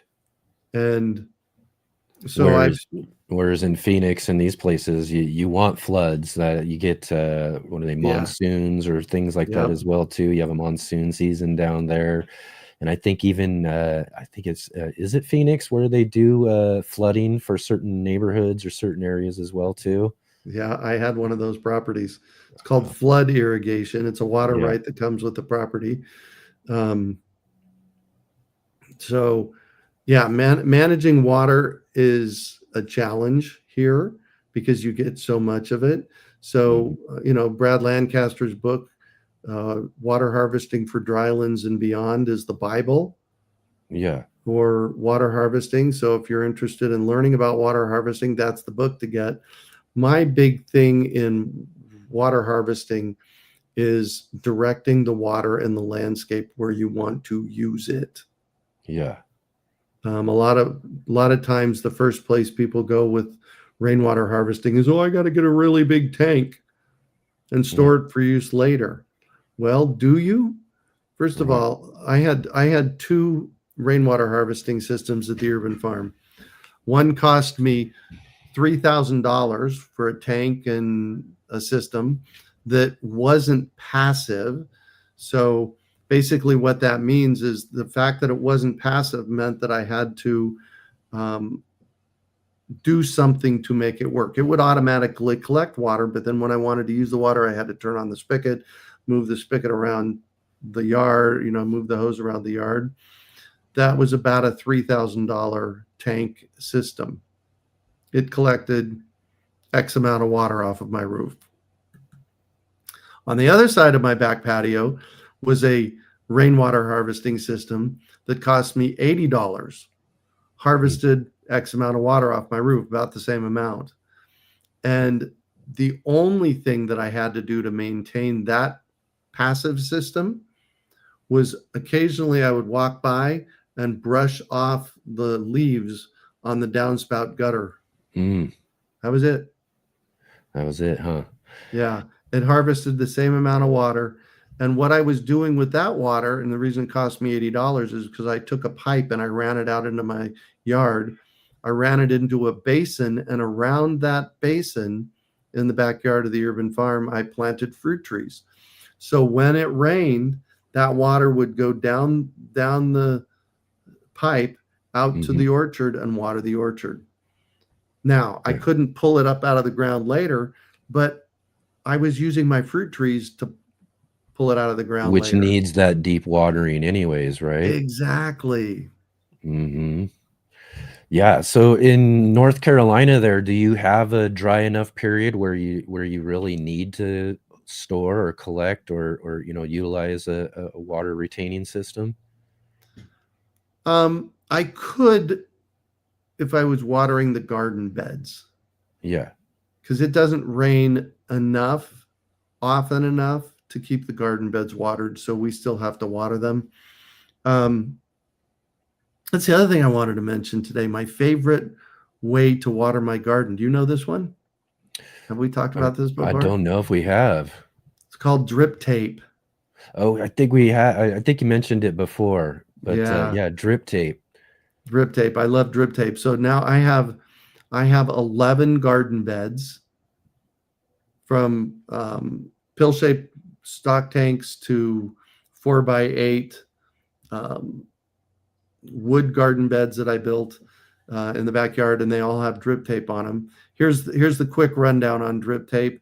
Drip tape pressurizes equally throughout the entire system and waters equally throughout the entire system. The problem with drip systems is that you get more water at the beginning of the system than you do at the end of the system. Yeah, because it's starting to let out the pressure as it gets going, right? So with drip tape, it kind of has to build up first and then starts distributing. Yeah, exactly. So it's distributing water evenly. So I have drip tape throughout the entire system, throughout my garden beds, and that helps a lot. So, and we've got a well, so it just comes out of the well and into the drip tape system. The fruit trees that I planted, which is inclusive of blueberries and elderberries and some mulberries and service berries all survive on rainwater, which is nice. Just the available water from whatever comes from the sky, right? Yep, exactly. It gets in deep enough to manage them throughout the dry period. Yes, and I've done some water harvesting systems to make that happen. And what that looks like is swales. Do you know what a swale is? This is a permaculture term. I believe it's just the kind of building up the earth in a way to kind of keep some sort of wind resistance, right? Or I think, well, could it just wind. manure? It's for water. Okay. Basically, the exact definition of a swale is an on contour. So it's a on contour ditch. It's a ditch that runs the same elevation across the landscape. And basically what you do is you dig a ditch down. So go down 4 to 6 inches, take that soil and I put it on the downside. Okay. So that as the water's running down the slope, it hits that ditch and starts distributing across the horizontally across the system. So that slows the water down and seeps it in and gets these things watered. Okay. So basically just kind of creating almost your own little stream in a way, capturing whatever water through, right? Yeah, exactly. Wow, excellent. And so that's working really well for, I know we've talked before too. How are the elderberries on the farm doing, huh? So my urban farm fruit tree program, I've been running in Phoenix for 26 years. I've been growing fruit trees in Phoenix for almost 50 years. As I said at the beginning, I know how to grow fruit trees in the desert. I have had my butt kicked here trying to grow fruit trees. And so we'll start with the elderberries. I planted 90 elderberries 2 years ago. So we're coming in January. It'll start year 3. And a lot of them are doing great. Yeah. Some of them died. And as far as I can tell, the ones that died are all underneath a nut tree. You know, nut trees give off something that prevents things from growing underneath them. Right. So I had about 8 or 10 of them. Is it like maybe water roots that are more surface or something that's spread out? Well, that's part of it, but they also have something, and I'm drawing a blank on what it is, but they put in their sap. It keeps things from growing underneath them. Interesting. So I've got 8 or 10 elderberries that pretty much died. And then farther around the corner, I was just looking at them yesterday, farther around the corner, some of them are kind of growing well. You know, the first set in full sun, they went from 6 inches tall to 8 feet tall in 18 months. But these others kind of around the corner get afternoon shade. Yeah. So, it's all one great big grand experiment, man. Mm-hmm. Yeah, Rick was saying that Walnut does the same thing where he's at in Australia there too. So yeah, exactly. But well, I mean, at least you got. It seems that most of them, right? A large percentage of them are still working, and oh boy, and then my stone fruit. Which kind of? Go ahead. Which kind of what kind of stone fruit you got growing there successfully? Well, I can't say successfully. Right. I brought working on it, learning, right? Figuring it out. I brought in 10. Oh, there's the word. Thank you, Jay. Allopathic, alleliopathic.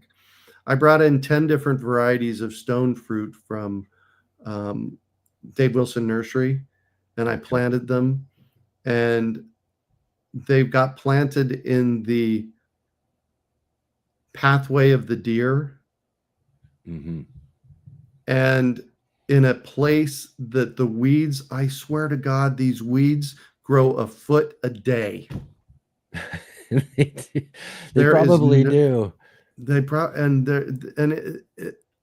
On my property, this particular place where I put my fruit trees is where they grow the fastest. And it's just like, oh my gosh.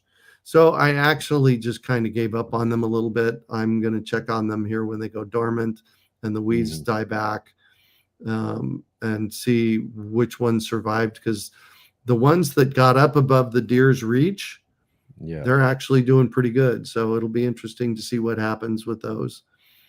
But yeah, it's weeds, pests, like you're saying, with deer, all this sort of stuff. When you got a daily battle with something, it can get kind of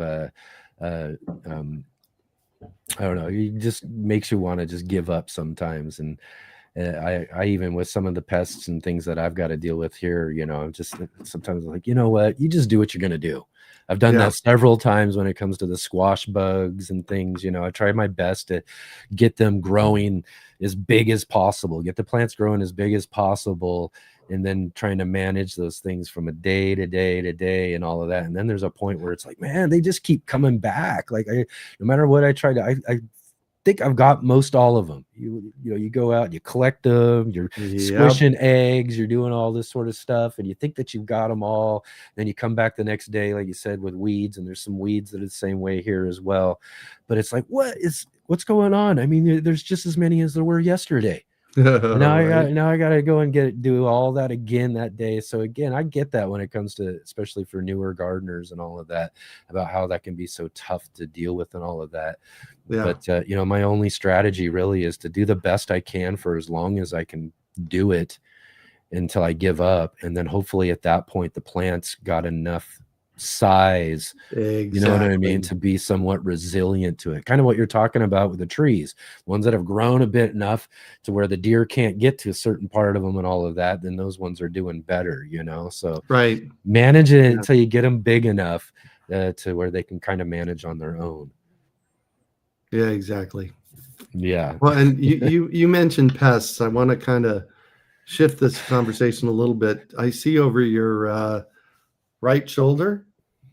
Which, do I see one of these? Actually, spray bottles right here. Yeah. Ivy Organic sponsors the show. Yeah, I've been talking with Ivy Organics recently, and I love what they do. Charles is great. And so yesterday, actually, let me step back a little more. With my fruit tree program, this is what I do full time, is I talk to people in the Phoenix, the low desert of Arizona, about fruit trees, growing fruit trees. And people regularly send me pictures of their fruit trees in the desert and saying, hey, what's going on with this? And I've been talking with this guy, and he sent me an up close picture of the trunk of his 2-year-old peach tree. Now, this peach tree was planted in dirt with no shade, no ground cover, no anything. So it was stressed to start with. And this up close picture he sent me was, it had all kinds of bubbles of stuff coming out of the trunk. Really? It's either gummosis or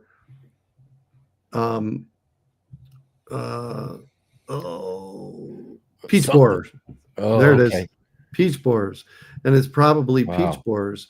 And one of the things that I like about the IV Organics product is that it's this particular one that I have is a paint like product that gets painted on the trunk, and that keeps the peach borers out. Oh, it does. It works really well with so many different things too. That's just it's, to me, one of my again, I consider that like a must-have for your garden for sure, especially if you're growing trees like you're talking about. And for one, I mean, you look at the ingredients too. I mean, this is all Yes, all natural. natural. This isn't slapping some latex paint or some other type of paint onto your tree or anything like, it has been suggested before, but an all natural paint covering, though it will wash off eventually and you have to reapply, but it's all natural. Oh, there goes my camera. I knew that was going to happen. Let's switch it up. There we go. There we go. But well, and I loved your last guest, the poo-poo. yes. Poo-poo juice. Poo-poo juice. Yeah. Yeah, I love that. And I had discovered about 25 years ago something called poo paint. It's biodynamic tree paste, and this is IV Organics is doing something very similar to biodynamic tree paste. It's something you can look up. The Josephine Porter Institute has biodynamic tree paste you can buy. It's a fertilizer that you actually paint on the trunk of the tree, and it also helps keep the bugs away. Oh, wow. And the other thing that these do, the IV Organics and the biodynamic tree paste does in warm climates, it keeps the trees from dehydrating. Okay. I can't tell you, because with our fruit tree program in Phoenix, we offer a guarantee. If they do what we tell them to do, when you buy your tree, you plant it the way we'd say to plant it, water it, fertilize it, foliar feed it, drench feed it, do everything we tell you. We're going to take half of the responsibility for your tree dying. So if your tree dies, we'll split the cost of a new tree with you. And we do that because we're giving so much education. We're educating people on how to do this the best way. And as a hint, the stuff that we teach also works in North Carolina, and it'll work where you're at as well. And it includes tree paste to keep your trees from dehydrating. So I do this full time. This is my full-time job these days. And I'll get emails from people and they'll say, what's going on with my tree?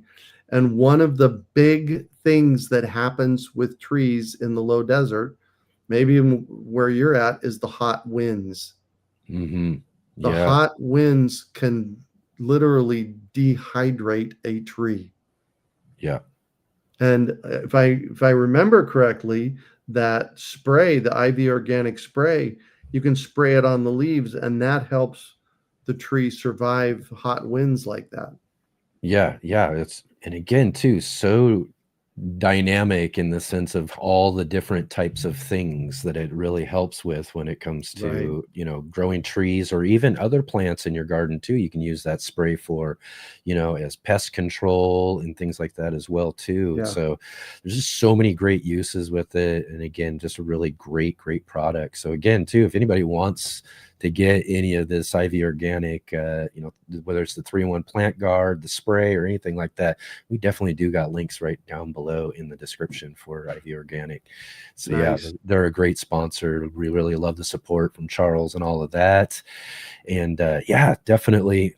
Also too, you mentioned Dave Wilson Nursery too. This is someone I've been working with and in contact with right now, because I'm going to plant out one of my first in-ground fruit trees. So we want to do a peach tree. So my neighbor who owns the property, he's given me permission to do most anything I want around here, which is really great.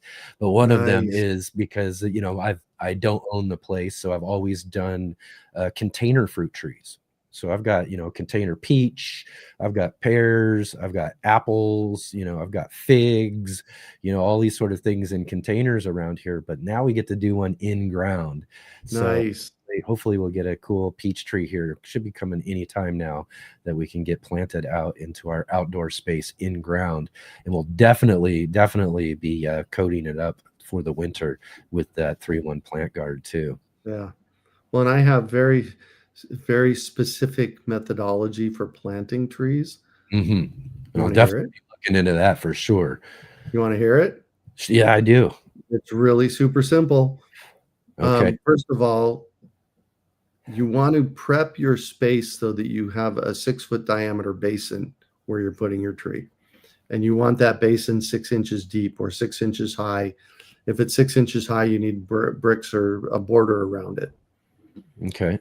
So you have your 6 foot diameter basin. This is my 6-6 rule. 6 foot diameter basin, at least 6 inches deep. That's the basin for the tree. And eventually what's going to happen with the basin around the tree is you're going to fill it with 6 to 8 inches of woody mulch. And that woody mulch at the interface between the dirt and the woody mulch starts breaking down pretty quickly and makes really, really, really healthy soil. Okay. That's my 6-6 rule. So when planting the tree, you're going to dig a hole. You're going to dig a square hole. I dare you to ask me why. That's why. Why am I going to dig a square hole?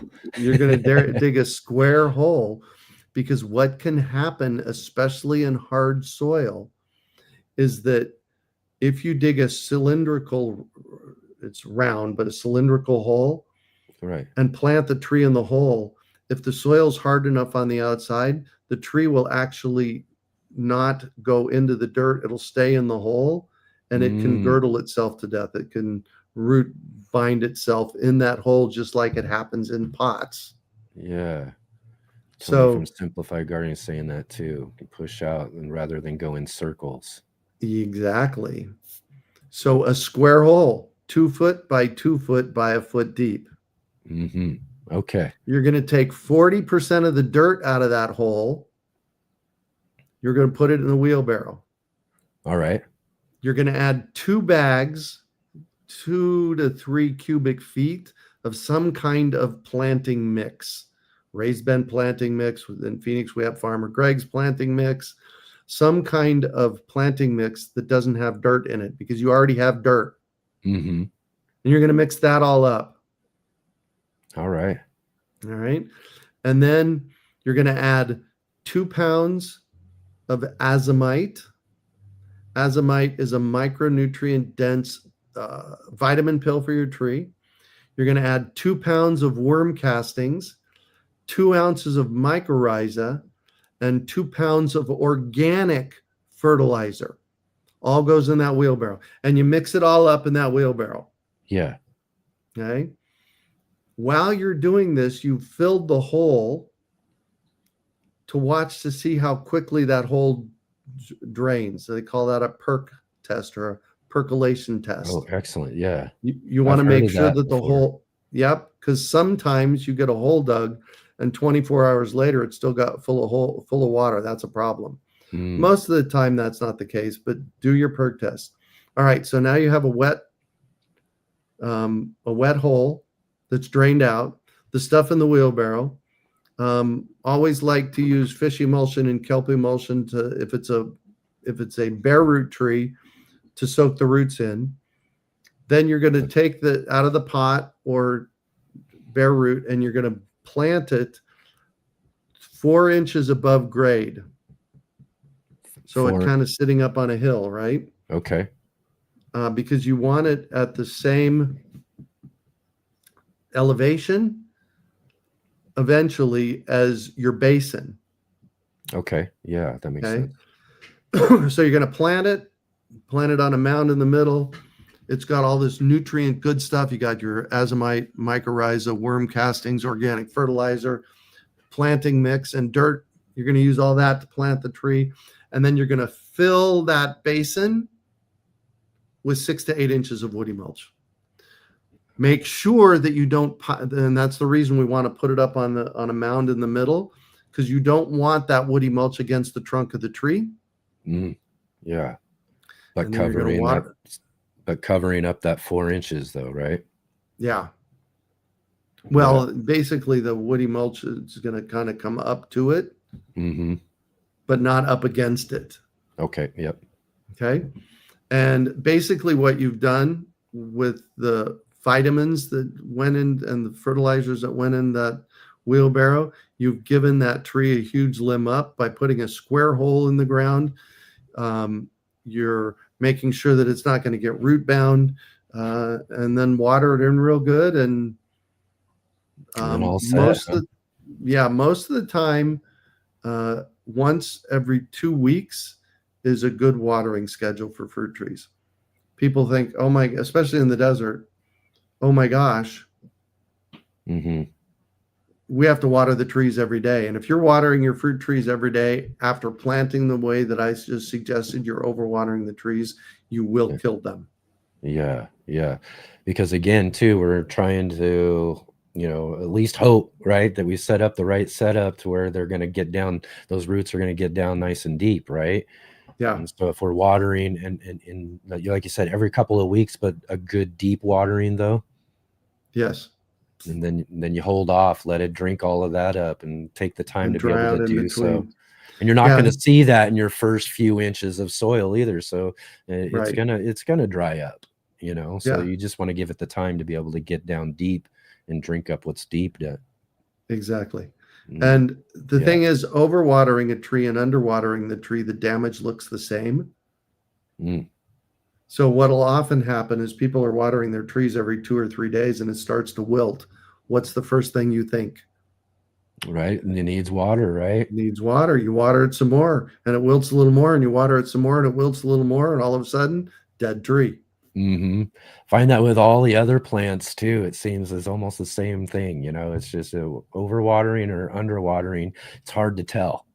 Yeah. Yeah. Well, right on, man. Moisture meter. Yeah, good moisture meter. Get in there for sure. And then again too, if you're watering and it's still wilting, then again also take a step back and just see what happens after that. And let it dry out a bit more. Exactly. And I find that similar too, even with my plants inside as well too. It's sometimes you got to just let them be and quit over caring. We can over care things so much because we really do care about these things that we're growing. It takes a lot of time and effort, and we put a lot of energy into it, but sometimes it's worth it just to sit back and kind of see what's, let it go and let it see what happens when you don't care for it as much. Yeah. Looks like Bowtie Life has a question. Yeah. I want to drop that in here for a real quick question here before we finish up. There we go. We have abnormally high drainage sand for soil. About to plant 2 peach trees. I'm uncomfortable planting the tree higher than the soil. So what you're doing when you're planting the tree higher than the soil is you're taking into consideration that you're going to add 6 inches of woody mulch that's going to bring everything level. And so I would just go ahead and plant it the way we chatted about. And and then as it settles too, and then you just settle a little bit. Exactly. And then also that mulch is going to break down and things, and you're going to add more as it comes to it as well too. So remember, so you're planting the tree, and the soil is going to cover all the roots. So you're going to have a mound in the middle with the roots covered that's a little bit higher, and then the woody mulch is going to fill up the entire basin so it all looks level. Yeah, excellent. Hopefully, well, I'm going to definitely be utilizing that method there as I get to hopefully plant this peach tree here real soon and get it into the ground, and I'll definitely give you a shout out for the video we make too, and as we're putting that together for sure. Oh my gosh, absolutely. Because I mean, I can't wait. It's just gonna be really fun to be able to have my first in-ground tree for sure. But right on, Greg, here we are, end of the show already, man. I'm telling you. It goes by fast. And I was like, when I was messaging you earlier, we were talking about topics and stuff. I was like, I just kind of let the conversation go because, so you never know where you really head sometimes. And then next thing you know, it's over. We're done already, kind of thing. And it's like, wait a minute, I could, if I start listing out all these sort of topics and stuff like that, we won't ever get to most of them because it's just so much fun just talking about this stuff. I got something really exciting I want to share real quick. Absolutely. About a year ago, about 10 months ago, I went to a bread baking class, sourdough bread baking class here in Nashville. Yeah. And the reason I went to it, I wasn't interested in learning how to bake bread. I was interested in getting the host of the show on my podcast. Oh, there you go. and she Going wasn't down doing some responding. legwork on your Yeah, on and she your wasn't responding. booking. So I went to the class and I fell in love with making sourdough bread. And so since November of last year, I have made 70 loaves of sourdough bread, given away a bunch of them, eaten a bunch of them ourselves, and I've learned really how to do sourdough bread. Yeah, in fact, I do think we kind of mentioned that a little bit the Yeah. last time you were on too. And again, our first guest, Maureen, this is what she does on her Saturday mornings too, is cooking up and baking up her sourdough bread Right.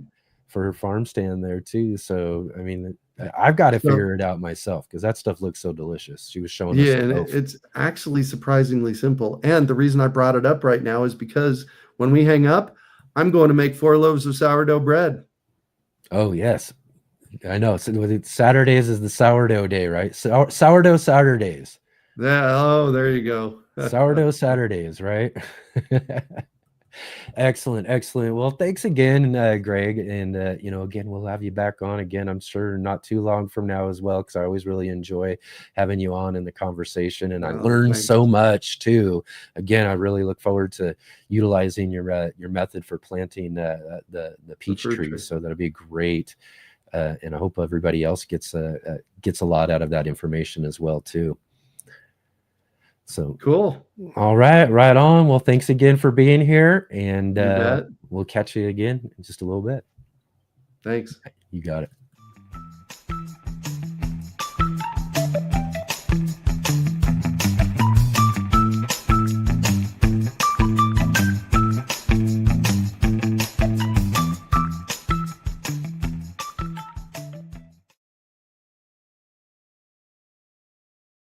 Hey, these darn flies, unbelievable. That's what I have for all these lights here. Yeah, got a few of them are just really having fun with me here for sure. But anyways, what a great conversation with Farmer Greg Peterson of the Urban Farm Podcast. And again, check out the link down below so you can go check out his podcast. You want to talk about a great guests and great conversations. He totally has probably one of the best gardening and growing podcasts out there. You'll want to go and check that out. Check out all the great people that he gets to talk to, and maybe you'll hear me on the podcast down the road as well too. I know I've done a couple already, so you can always go look those up as well too, and check out our chats over on his podcast. But definitely do that. Go check out the Urban Farm Podcast and a link down below, as well as again too, go check out our Are You Following Me guest, Maureen Washington, Diva in the Dirt, in the link down below. Go check out a video or a post or something and let them know that you saw them here on the Let's Get Growing show. And we got lots and lots still coming up here. We got booking right now, trying to get us as many really great guests, for as we work our way towards the end of the year. And this next in fact, I keep forgetting when I get into this part of the whole show and everything, is forgetting to talk about the fact that this is only Saturday. We still have Sunday to come too as well too. So definitely come and join with us tomorrow, same time, 11 a.m. Pacific, 2 p.m. Eastern, 7 p.m. for all of you over in the UK, and bright and early over there in Australia. But thanks everybody for checking us out. Tomorrow, Sunday, for our Sunday edition of the show, we have joining with us Resh Gala and Ashley Thomas, Mocha Gardner, back on the show again with us to have a fun garden roundtable conversation. And we're going to ask, is your garden happy? So we'll find out how well their gardens have grown this year, see how happy their gardens are. We'll talk all about it again tomorrow on the Sunday edition of our show.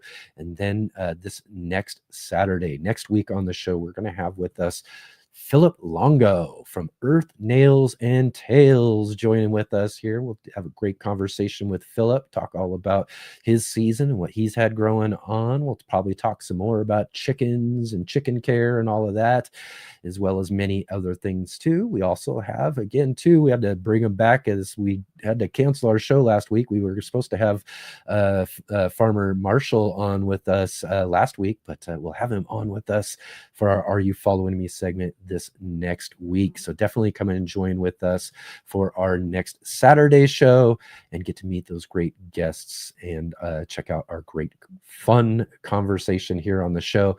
And also too, next Sunday on the show, it's going to be the second Sunday of the month, and we had to skip it last month, so it's been now a couple of months since we've seen our good friend Gardner Scott. We'll have Gardner Scott on again for the second Sunday. Ask Gardner Scott. We'll answer all of your gardening questions with our good friend Gardner Scott.